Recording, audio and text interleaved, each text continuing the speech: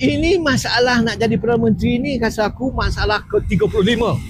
Masalah pertama untuk aku ialah penyatuan Melayu menjatuhkan Anwar bin Ibrahim. Ini pertama. Yang siapa nak jadi Perdana Menteri 35, 75, 105. Tinggalkan belakang. Ini tak ada. Yang penting ini dia. Kita dalam, aku daripada garis kiri.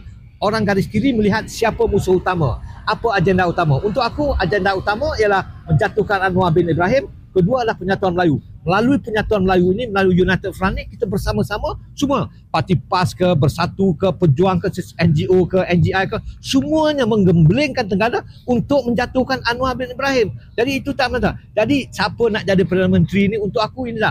Dan saya sendiri ada cadangan. Saya sendiri ada cadangan untuk saya, cadangan saya untuk jadi Perdana Menteri ni ialah bekas Ketua Hakim Negara. Tak, saya cakap betul-betul. Saya lebih tahu, saya lihat ini keadaan sekarang kerana orang makin tidak ada keyakinan pada orang politik, maka bekas Ketua Hakim Negara ini dia jujur, dia tidak ada kroni, dia tidak politik dan dia bersih. Dan keadaan ini sekarang sedang berlaku di mana-mana. Seperti di Nepal, dia melantik hakim.